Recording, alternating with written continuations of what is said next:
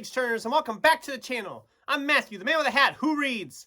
And it's time once again to look at the month to come. This is my March 2023 TBR. Seems like I just made a TBR video not that long ago, but February is always a fast-moving month, and it's always good to look ahead anyway. So I have a huge selection here for March again. Let's dive right into it. So first of all, there is one that I did not get finished in February. And as of this filming, I haven't even started it yet.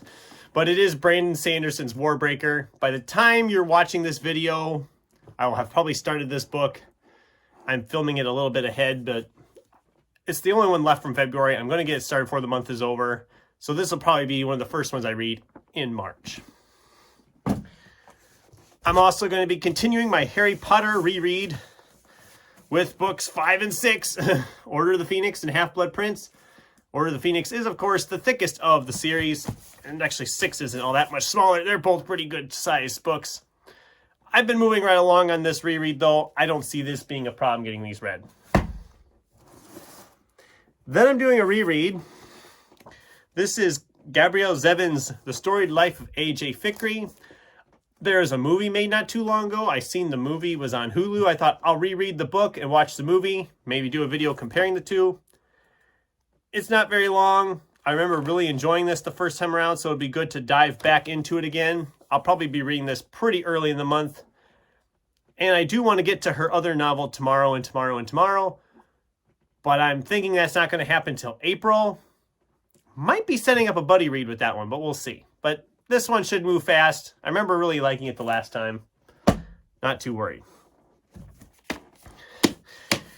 Annalee Newitz's The Future of Another Timeline. I've had this in so many TBR videos by this point. I just never get to it. It's not that long of a book. I think it's just over 300 pages. 350 almost. Okay, it's a little longer than I expected. 340 pages. But I do want to read this. Time travel is always interesting to me. This will be the month I get to it. I'm going to try to get this one started early as well. That's what I'm saying about all of these. I want to get all of these read. I had a really good February for reading, and I'd love to get all these read here in March too. Probably not going to happen, but we'll see. Okay.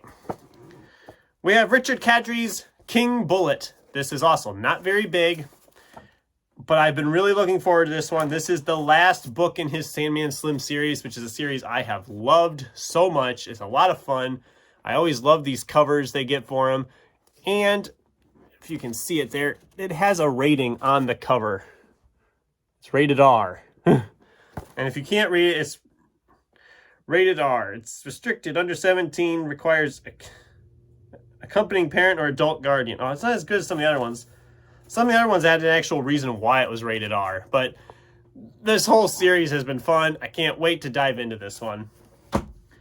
And then speaking of series I've really enjoyed, this is the next volume in Greg Hurwitz's Orphan X series. This is Dark Horse. As I've said before, I'm about a year behind on these because I wait for the mass market paperbacks, because that's the editions I have. I want to keep that set going the same size. I know the next book is already out, but I probably won't get to it till next year. I fly through these pretty quick. This one's over 450 pages, but if it's like the other ones, I'll have this done in like 4 or 5 days because it's just that good. I always have a really good time with those. I haven't read any Robert B. Parker in a while, and I found this one. It's the first in his Sonny Randall series. This is Family Honor. Like I said, I haven't read anything by Robert B. Parker in a long time. Most of what I have liked by him has been his Westerns. I haven't really tried much of like the more mystery type stuff. And I thought about trying Spencer or Jesse Stone, but there are so freaking many of those that I thought I'm just going to try this one because I found this one. It was the first in a series. I thought I'll try this one, see if I like it, if I want to continue on with this series or whatever. Again, not very long. Shouldn't take long. You're noticing a pattern here. I had so many big books the last couple months. I'm trying to get some of these skinnier ones out of the way, including Simon Rich's New Teeth. First of all, the cover's kind of fun, but this is a short story collection. This will be my third book by Simon Rich I've read. Again, not very long. Matter of fact, this one's just over like 220 pages is all. So this will probably move really, really quick. But I have loved his stuff so far. I thought they've been hilarious. I read his novel Miracle Workers, which was originally published as something else. I'm drawing a blank as to what it was. Well, it's listed in here as Miracle Workers, but that was great. I read his short story collection Hits and Misses last year about this time of year. So I'm really excited to dive into more by him. I'm hoping I enjoy this one as well. I'm pretty sure I will. Here's one I've had sitting for a while, and I'm finally going to try to get it in this month. This is The Girl Who Could Move Beep with Her Mind by Jackson Ford.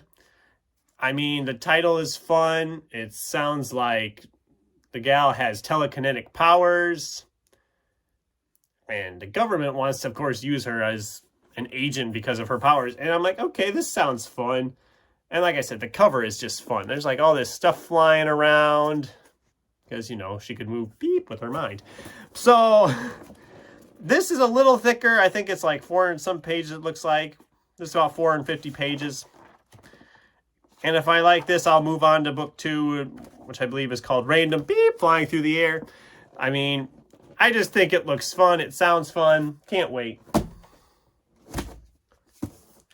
Then we have, I'm going to mispronounce this name, Jean Hanf Korelitz's The Plot.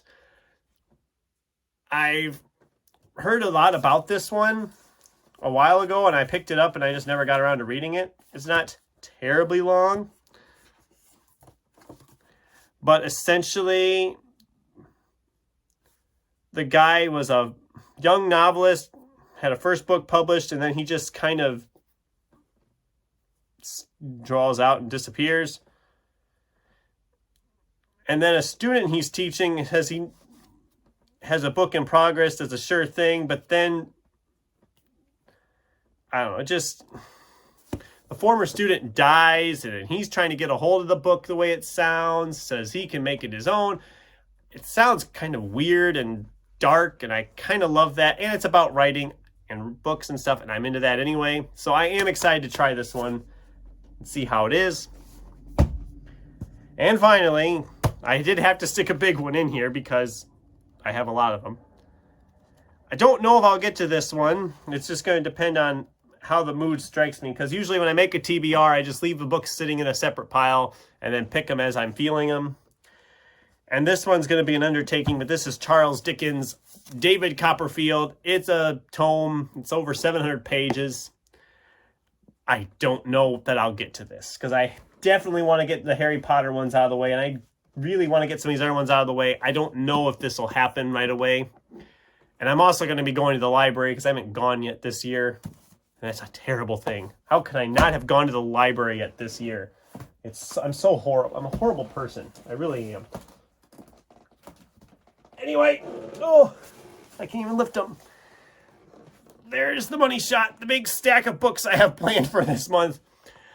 I'm hoping I'll get to all of these after February, with some of the books I had as being as thick as they were, that I got them read.